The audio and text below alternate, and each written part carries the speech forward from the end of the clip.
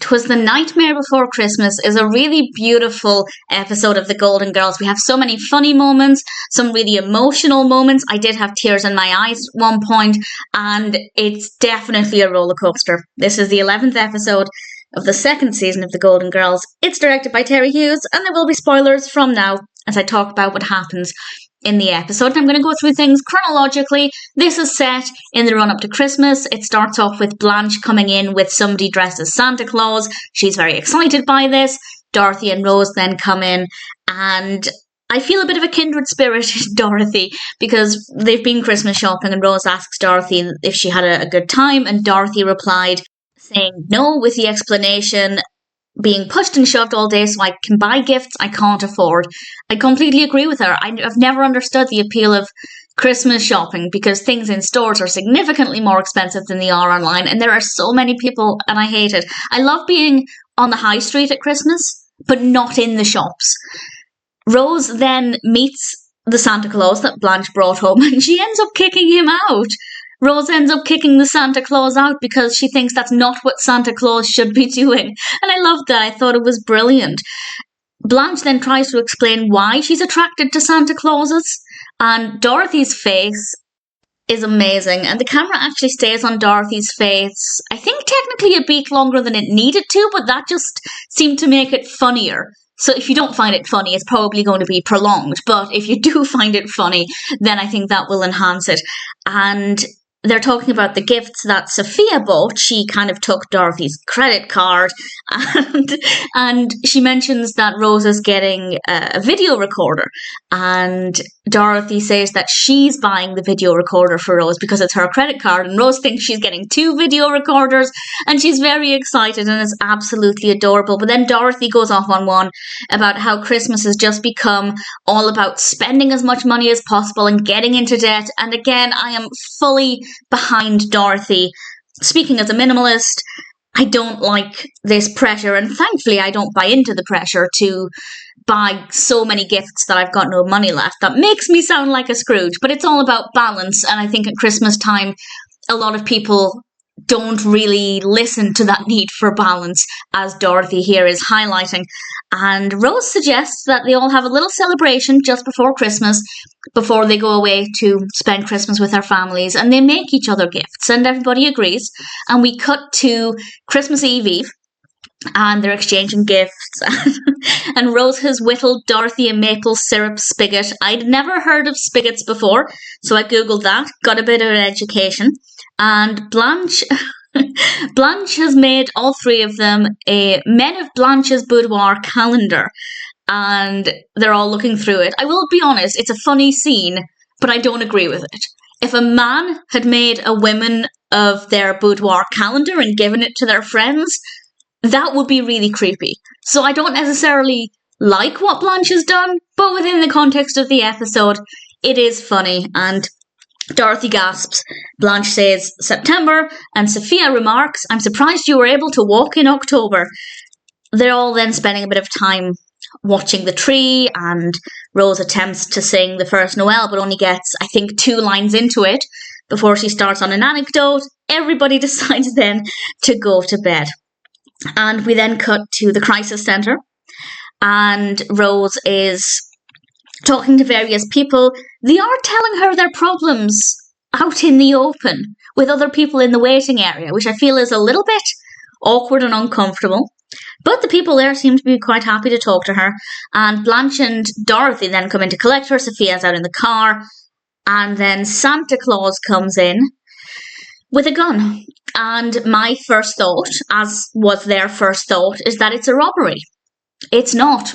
He was just going to force people at gunpoint to spend Christmas with him, which in itself is kind of heartbreaking. I don't think it's acceptable to do that, but if somebody feels so desperate for company during the holidays that they're willing to resort to threatening people with a gun, that's pretty heartbreaking. And they're trying to kind of talk this out and work out the situation, and it goes on for a little while, not too long, but a good couple of minutes. And Sophia then comes in.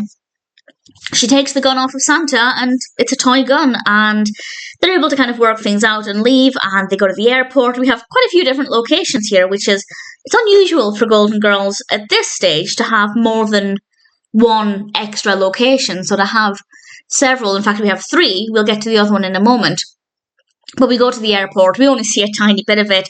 They all run off to their flights, and a split second later, we hear on the tannoy that due to the weather, there are no flights leaving the airport. So they all just decide to go to a diner. There we have our 3rd different location, 4th, of course, including the house. And the diner scene is beautiful, but with some really funny moments as well. They're all sitting in the diner, and the owner comes up and gets them coffee, and then Blanche is telling a story about several different men, and Dorothy replies, "Blanche, I could get herpes listening to this story." I love how blunt the Golden Girls is with this kind of thing, because I feel like sitcoms today wouldn't, I mean, they would, some of them would, but they wouldn't necessarily come up with something quite as blunt as that. And then we have these coming out of older characters, and these are potentially taboo topics, particularly in the 80s when this aired. And I just love how blunt and forward they are with it. And I just think it's absolutely fantastic. Maybe not something you should say out loud in a diner, but granted, it wasn't exactly full of people. And the owner comes over and gives them cheesecake, of course. And he says something rather beautiful. He asks if they're related, and they say no, not obviously going into explain about Sophia and Dorothy. And he says, "The way you were teasing and talking to each other, I thought you were family for sure." And I love it.